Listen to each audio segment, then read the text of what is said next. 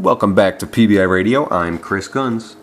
This segment, I'm going to be joined by the kid, Julio Diaz.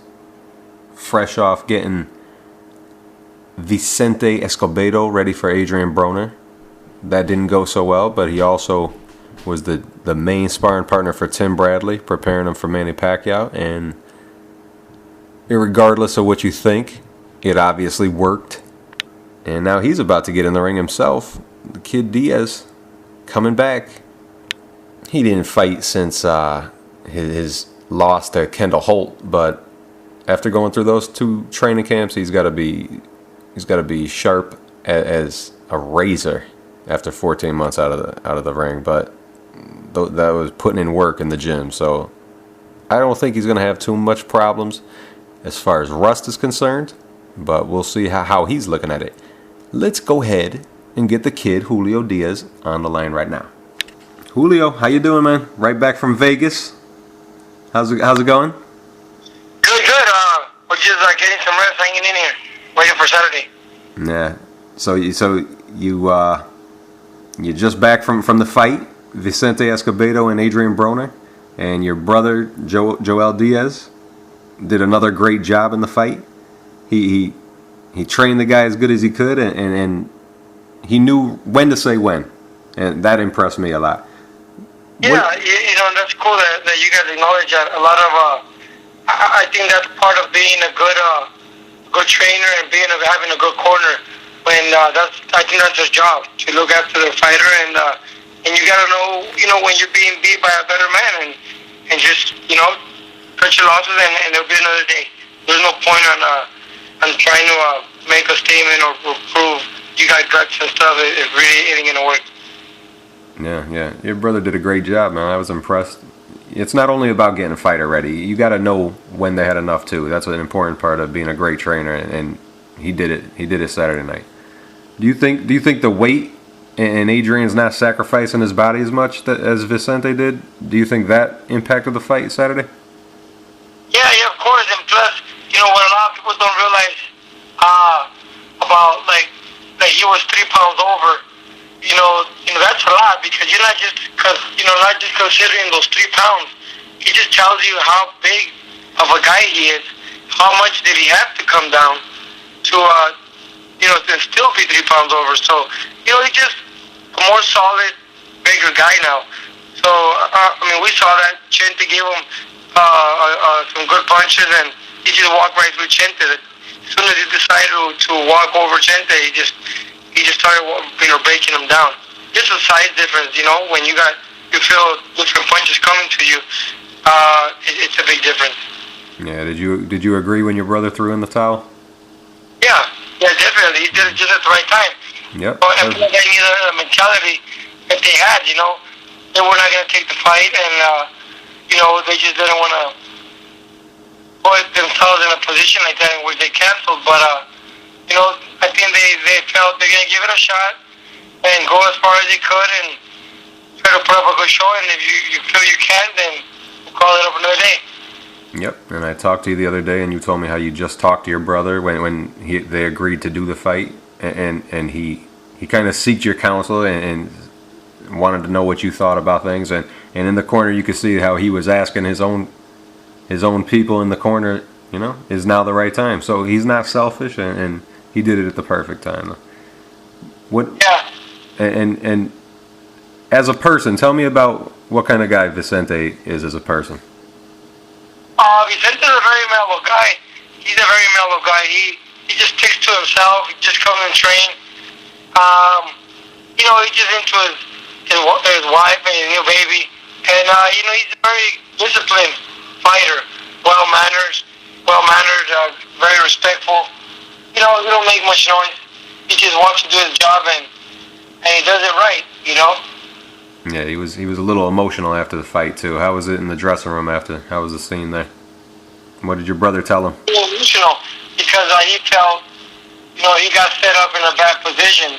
Nevertheless, he was in Broner's hometown, and having to go through all those obstacles, and then the weight issues, and he just didn't feel he had a fair shake. But I think he'll get over it. He'll understand that that's a sport of boxing, and not a lot of times are gonna be in your favor, man. Yeah, yeah. And I asked you what you thought of Vicente.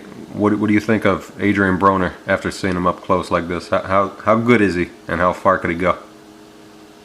I think Adrian Broner he's gonna go very far. He's a good fighter, kind of like a Mayweather, because he has those complicated defensive stands and that style.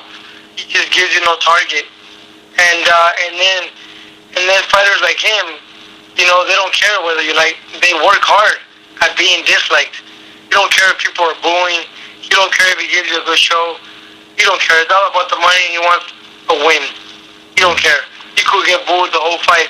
So he tends to hide it behind his guard. He has no hurry of satisfying the fans. He has no intent of putting up a good show. So,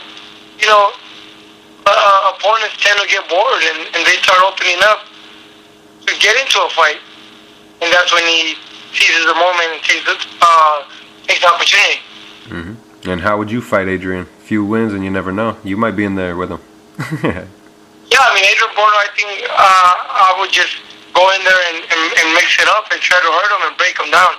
You can have respect for a guy like that. You can, plus I don't like kind of guy you can't try to outbox him or outsmart him, because that's his, that's his plus. He's a good boxer and he's slick. So I think he's gonna get a little dirty in there and mix it up, kind of like what Cotto did with Mayweather. Just try to manhandle him in there and just mix it up. Yep. That's and make it a brawl. Ruin the rhythm. And what about Tim Bradley? How's he doing? I know you got him ready for his fight with Manny. Bradley, I think he's still on vacation. He'll be back Saturday. I think he left out with his family for vacation. Yeah. Did you get Escobedo already? Were you his chief sparring partner too? No. No. I was thinking if you were, you must be real sharp going through camp with Tim, and you were pretty much his main sparring partner. What did Tim say to you after that fight with Manny? Big fight. Big for the whole Diaz family. What was that? Could you repeat that again? I didn't get it. What did Tim say to you about his fight with Manny after that was over? I didn't talk to you since then. He was happy about how everything turned out, but then all the critics and stuff kind of gave him a sour taste, and he just he literally said, I can't enjoy a win like this. They just ruined it for me, and how can you enjoy a win like that? Everybody was talking all that crap, but I just told him, you know what, man? At the end of the day, you gotta do it for yourself. You did your job as best as you could, and it wasn't up to you. That's what the judges are for, and judges saw you win, and so you won. It's not that you did anything dirty. Look at you fought no feet. Yeah. So, I think Timothy did a very, very good job. Fought a great fight for someone with one ankle. fought a great fight for someone with two good ankles. What are you gonna do? Yeah. It was a great fight. And then when you look at Timothy's size, he's one of the smaller fighters he has fought, and Timothy was clean. Mm-hmm. He wasn't bruised or anything like that. And it just goes to show you, comparing to what he has done to other fighters. He has retired fighters. He has broken everybody down, and Timothy was like nothing. Yeah. It just goes to tell you that it really wasn't what people were seeing. And I gotta admit myself, I got caught in the moment too, and you tend to just look at Pacquiao, what he's doing, and we pay no attention to what Timothy was doing, because it's Pacquiao, Yeah. Everybody's terrified of every time he explodes. What's he gonna land? But after I saw it when I got home, I was like, wait a minute, he's missing everything. Mm-hmm. He was missing a lot of combinations. Yep. And the commentators were like, oh wow, what a great right hand again. And I was like, yes. So you kind of get caught in the moment while you're watching the fight and get brainwashed. You're seeing what they want you to see. But it's interesting. I noticed that. I was watching it, and I'd see Tim do something, and then Manny do one punch maybe, and they just commented on Manny's one punch as opposed to Tim's jabs and getting away from a bunch of things. And there was times that he hit Manny, and they'd say nothing at all, but then Manny hits him with one jab, and they'll comment on the jab. It is true. You get prejudiced according to what the announcers are telling you. It's true. Yeah, well, it happens a lot. Yeah. It happens a lot in almost every fight. Yep. So I see that, and with my experience and as a boxer, I see it, and unfortunately, that's how it is. I mean, you could basically choose who's gonna win. When they're walking in, who walked in, who they give the more favor to, who walked in first or who walked in second, who's in their corner, how are they dressed in the fight. All that tells you signs of who's the star and who's supposed to win. Mm-hmm. It's true. It's funny. It's true. And regardless of the decision, even it was a close fight, I thought. And if anyone should be the beneficiary of a round here and there, I think it's Tim Bradley. I'm glad it happened for him. He's a great guy, and he deserved something good. That's great. Yeah. And GMT, he trains hard, very, very hard. I mean, ridiculously hard. And he's an honest guy. He won a fight, and that's what the judges are being there for. They're paid for. That's a big mega fight, and you would think they had, some great judges as well as a great referee. So Tim did his job, they did their job, and that's what they came up with. So, you can't judge them. yeah, does Tim and Joel know who Tim's getting in there with next? No, I don't think they've talked about it right now. Mm-hmm. Tim has been gone. Still in vacation mode. And how is your brother Joel coping with fame? Do you notice any changes in his attitude or anything? No, not at all. I see him a little more seasoned as a trainer. He's a little more mellow. More mature in there as a trainer. Yeah. I've seen the way he acts. He's just more, a whole different mentality. He's a whole different trainer, a whole different brother. More confident. He's gaining a rep. He's gaining a rep in the game with upset over Manny, and now to be on HBO and be faced with that kind of situation, and he proved he's every bit as good as advertised. But now you're coming back, and on July 28th. Figueroa, baby, he had him that same card. Antonita Figueroa, he had him the same card with Broner. No, I know it. We someone from Pro Boxing Insider interviewed him too, so we knew about it. It was great. What you're 5 days away from getting in the ring yourself, July 28th. How you feeling after these last couple months in the gym? I'm feeling good. I've been a fighter. I've been busy. I just didn't retire or sit around. This whole year, I kind of, try to find myself and get my head clear and get clear through promotional issues and promoter issues and all that stuff. I just wanted to come back clean-minded and, in peace. I want to enjoy my career and start a new weight class and don't worry much about the weight and worry more on my opponent. And this is what I'm going to try. I'm doing it for myself. I want to see what I can do when I'm healthy.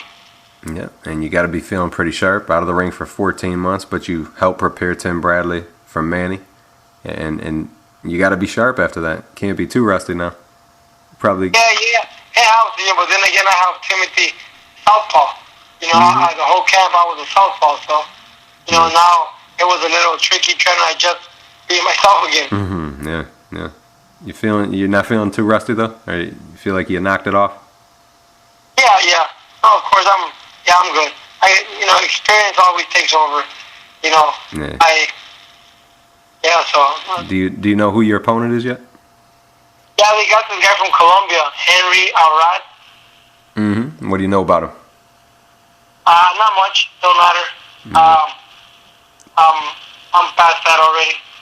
I don't try to find out too much on my opponents. I just feel it makes no difference. All you do is just give more respect and create a bigger guy than could possibly be. Yep. You just lose sleep over him and envision him differently. You just tend to give him more respect. Mm-hmm. I mean, it's really not even a big deal. When I started my career, I went close to 20 fights and all knockouts. Mm-hmm. These were just unannounced guys where I had no idea where it was. Just come one, come all. That's your attitude. Yeah, exactly. I mean, the first round, I'll figure it out, and I mean, I don't think you could study a fighter. You know, every fight, styles make fights. He might have fought a certain way that day, and it's not going to be the same with me. Different style, different power, different, different size, different stance. Mm-hmm. You know, every fighter looks different in every fight. So you can't really rely on that. Yeah. Can't wait to see how you do. And if you are successful Saturday night, what are you looking at next? When do you want to be in the ring next? Want to stay I want active? to be back in the ring ASAP. I want to get another fight. And I want to just try to stay busy. You know, I want to get that rust off and start, getting sharp again, comfortable there again, and be on standby. I want to be on standby mode with 2 wins under my belt, waiting for something to pop up. I mean, look at Josecito Lopez, opportunity knocks on the door and look at what happens. And I guess a fighter like me, I got to be in that position.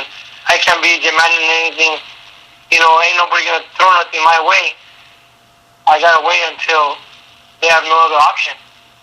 And that's it. Guaranteed great must-see TV when Julio Diaz is on it. So I want to thank you for being here, Julio. Appreciate it. I appreciate it. Good luck. And that's the always affable Julio the Kid Diaz. Appreciate him being here. I want to thank him. And I want you to follow me on Twitter at Chris2Guns. Thank you.